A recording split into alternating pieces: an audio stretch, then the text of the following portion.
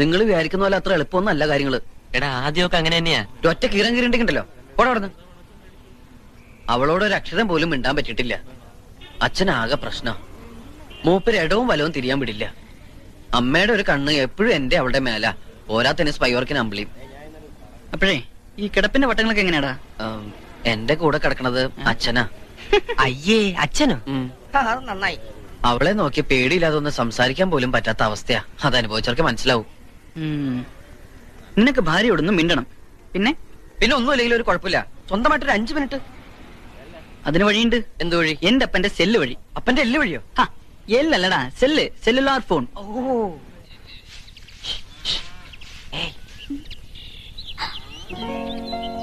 എന്റെ ഈശ്വര, അമ്മായിമ്മപ്പൊരി തുടങ്ങിയോ? ഇങ്ങനെയുള്ള പണികളൊന്നും എടുക്കണ്ട, കൈയിന്റെ സോഫ്റ്റ്നെസ് പോവും. പിന്നെ ഇത് സെല്ലുലർ ഫോണാ. എങ്ങനെ വിളിക്കേണ്ടതൊക്കെ എന്നെ എഴുതിയുണ്ട്. രാത്രി അമ്മയിലേക്ക് ഉറങ്ങി കഴിയുമ്പോ എന്നെ വിളിക്കണം.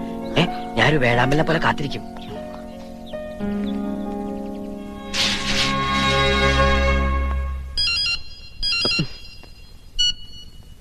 ഹലോ. എന്താ എന്നോട് പറയാനുണ്ടെന്ന് പറഞ്ഞത്? ഒരുപാട് പറയാനുണ്ട്. വേഗം പറയൂട്ടോ, അമ്മയങ്ങാനും ഉണന്നാ. അമ്മയുടെ അടുത്ത് നിന്നാണോ വിളിക്കുന്നത്? അല്ല, ബാത്റൂമിന്നാ. അവിടെ മഴ പെയ്യണ്ടോ? ഇല്ല, അമ്മ അറിയാതിരിക്കാൻ പൈപ്പ് തുറന്നിട്ടിരിക്ക. ഓഹോ, അപ്പൊ മാലുവിന് ബുദ്ധി മാത്രമല്ല ഉപുദ്ധി ഉണ്ടല്ലേ? കുട്ടേട്ടൻ എവിടെയാ? ഞാനും ബാത്റൂമിൽ നിന്നാ. പക്ഷെ ഇവിടെ ടാപ്പ് തുറക്കാൻ പറ്റുന്നില്ല, ജാമായിട്ടിരിക്ക. നേരം വെളുക്കുന്നവരെ എന്തെങ്കിലുമൊക്കെ പറഞ്ഞോണ്ടിരിക്കാം.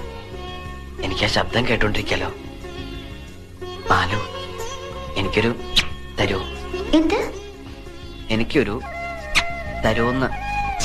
ഇതിനിടയിൽ പല്ല് ചെലുക്കണുണ്ടല്ലോ. അയ്യോ, അത് പല്ലല്ല, ഞാൻ ഉമ്മ വച്ച സൗണ്ടാ. സയന്റിസ്റ്റുകള് നമുക്ക് വേണ്ടിട്ടായിരിക്കും ഈ സെല്ലുലാർ ഫോൺ കണ്ടുപിടിച്ചത്. അമ്മ കണ്ടുപിടിക്കുന്നതിന് മുൻപ് കാര്യം പറ. ഞാൻ അങ്ങോട്ട് ഈ ഫോണിലൂടെ വരട്ടെ? എങ്ങനെ? ശബ്ദമായി, രാഗമായി, താളമായി.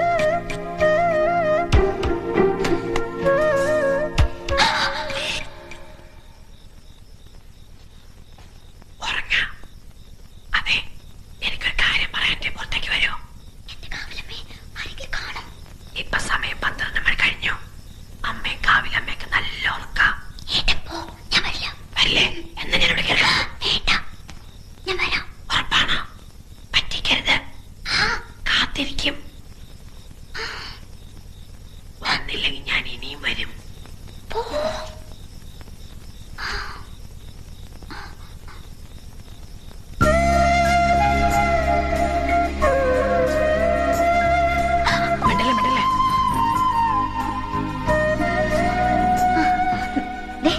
എന്താ പറയാനുള്ളതെന്ന് വെച്ചാ വേഗം പറഞ്ഞേ.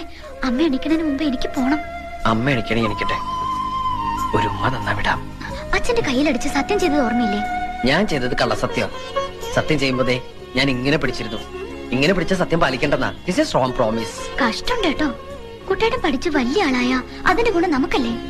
അച്ഛനും അമ്മയും നമ്മുടെ നന്മയ്ക്ക് വേണ്ടിയല്ലേ ഈ പറയണത്. അവരുടെ വിഷമം എന്താ മനസ്സിലാക്കാത്തത്? നീ എന്താ എന്റെ വിഷമം മനസ്സിലാക്കാത്തത്? ഇപ്പൊ എനിക്കൊരു ഉമ്മ തന്നില്ലെങ്കിൽ പിന്നെ ലൈഫിൽ ഞാൻ പരീക്ഷ എഴുതില്ല കേട്ടോ. കുട്ടിയുടെ വേണ്ട കേട്ടോ, ഞാനിപ്പോ ഒച്ച വെക്കും. നീ ഒച്ചക്കണ്ട, ഞാൻ ഒച്ചക്കാം.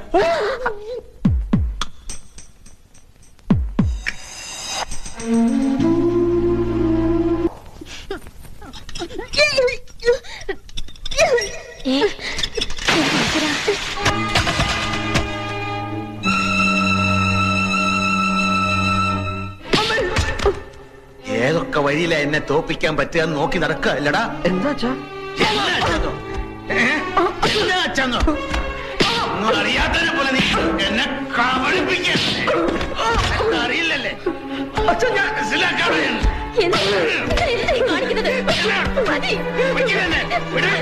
ഒന്ന് കുളത്തി തകഞ്ഞൻ ഇങ്ങനെ കൊറേ നേരമല്ലേ തല്ലണം. കാര്യം എന്താ വെച്ചാ പറ. കാര്യം എന്താണെന്ന് അറിയില്ലല്ലേ? നീ അറിയാതാണോ അവള് ഗർഭിണിയായത്? ചില്ലിക്കാശിന് വകയില്ലാതെ ഇപ്പോഴും തന്തയുടെ ചെലവിൽ കഴിയുന്ന തന്തയാൻ പോന്നു. അങ്ങനെയാണെങ്കിൽ തന്നെ അവൾ എന്റെ ഭാര്യയല്ലേ, അയൽപക്കത്തെ പെണ്ണൊന്നല്ലോ. തോന്യാസം കാണിച്ചിട്ട് നിന്ന് ചലയ്ക്കുന്നോ? സ്കൂളിൽ പഠിക്കുന്നവ പെണ്ണ് കെട്ടിക്കൊണ്ട് വന്ന് ഞാൻ ക്ഷമിച്ചു. മനസ്സ് നീറുകായിരുന്നു, എന്നിട്ട് സഹിച്ചു. ഇത് ഞാൻ സമ്മതിക്കില്ല. ഈ കുഞ്ഞ് ജനിക്കാൻ പാടില്ല. അവളോട് വേഗം റെഡിയാൻ പറ, ആശുപത്രി പോണം. അത് തീരുമാനിക്കേണ്ടത് എന്റെ അച്ഛനല്ല. ഇവളുടെ വയറ്റിൽ കിടക്കുന്ന കുഞ്ഞിന്റെ അച്ഛൻ ഞാനാ. ഞാൻ തീരുമാനിക്കും. കുറെ ഞാൻ ക്ഷമിക്കണം. ഇത് പറ്റില്ല. എന്റെ കുഞ്ഞിനെ കൊല്ലണോ വളർത്തണോ എന്ന് തീരുമാനിക്കേണ്ടത് ഞാനാ, നിങ്ങളല്ല. എന്റെ കൺമുമ്പിൽ കണ്ടുപോലും എന്റെ വീടാ. എന്റെ ചെറുപ്പടിക്ക് നിൽക്കുന്നവർ മാത്രം മതി ഇവിടെ.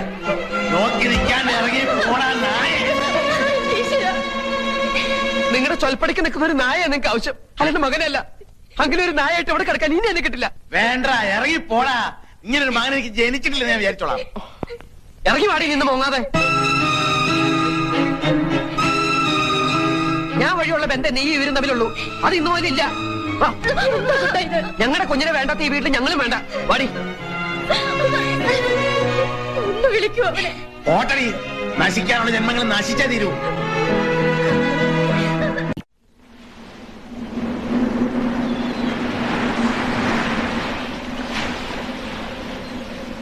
ദേഷ്യപ്പെടില്ലെങ്കിൽ ഞാനൊരു കാര്യം പറയട്ടെ. നമുക്ക് എന്റെ വീട്ടിലേക്ക് പോയാലോ? കുട്ടേട്ടന് എന്തെങ്കിലും ഒരു ജോലി കിട്ടണവരെ നമുക്ക് അവിടെ താമസിക്കാം. എന്നിട്ട് വേണം അച്ഛന് കൈകൊട്ടിച്ചിരിക്കാൻ. സ്വന്തം വീട്ടിൽ നിന്ന് വഴക്കിട്ടിറങ്ങിയ അഭിമാനി അച്ഛൻ വീടിന്റെ അടുക്കളയിലെ താമസം എന്ന് പറയിപ്പിക്കാൻ. അതിന് എന്നെ കിട്ടൊന്നുമില്ല. വാശിയുള്ള അച്ഛന്റെ മോൻ തന്നെ ഞാനും. ഇപ്പൊ എന്റെ മനസ്സിൽ ഒന്ന് മാത്രമേ ഉള്ളൂ. രാത്രിയാവുന്നതിന് മുമ്പ് നിന്നെ സുരക്ഷിതമായ ഒരു സ്ഥലത്താക്കുക. എവിടെ? ഇവിടെ അടുത്ത് കന്യാസ്ത്രീകൾ നടത്തുന്ന ഒരു വർക്കിംഗ് വിമൻസ് ഹോസ്റ്റലുണ്ട്. അവിടെ നീ സേഫ് ആയിരിക്കും.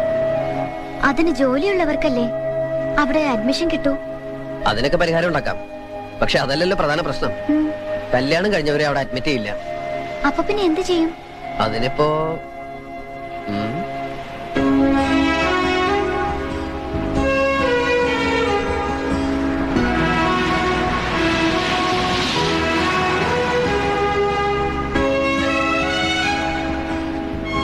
ഇന്നു മുതൽ ഹോസ്റ്റൽ ജീവിതം കഴിയുന്നവരെ ഭൂമിയിലെ മാലാഖമാരായ കന്യാസ്ത്രീകൾക്ക് മുമ്പിൽ ഈ മാലു എന്റെ സഹോദരിയും ഞാൻ നിന്റെ സഹോദരനുമാവുന്നു. വേറൊരു നിവൃത്തിയില്ലാത്തോണ്ടാ മോളെ. ഇനി ആ താലിമാല കൂടി ഒരുക്കോ. താലി ഞാൻ ആരും കാണാതെ നോക്കിക്കോളാം. അയ്യോ, അതുകൊണ്ടല്ല. ഹോസ്റ്റലിലെ ഡെപ്പോസിറ്റും റെന്റും മെസ്സും എല്ലാം കൂടി കയ്യിലുള്ളതുകൊണ്ടൊന്നും മതിയാവില്ല. 1-2 ആഴ്ചക്കുള്ളിൽ എന്തായാലും ഇത് വെക്കേണ്ടി വരും. എന്നാ പിന്നെ അതിപ്പോ തന്നെ ചെയ്യാം. ഊരിത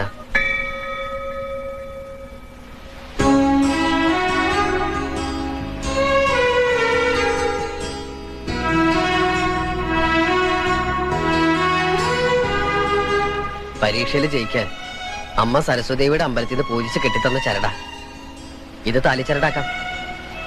അന്ന് കല്യാണത്തിന് താലി കിട്ടിയതൊന്നും എനിക്ക് ഓർമ്മയില്ല. ഇന്ന് മനസ്സമാധാനത്തോടെ ഈ ശുഭമുഹൂർത്തത്തിൽ കടലമ്മയെ സാക്ഷി നിർത്തി ഓമനക്കുട്ടൻ മാലുവിന്റെ കഴുത്തിൽ താലി കെട്ടുന്നു.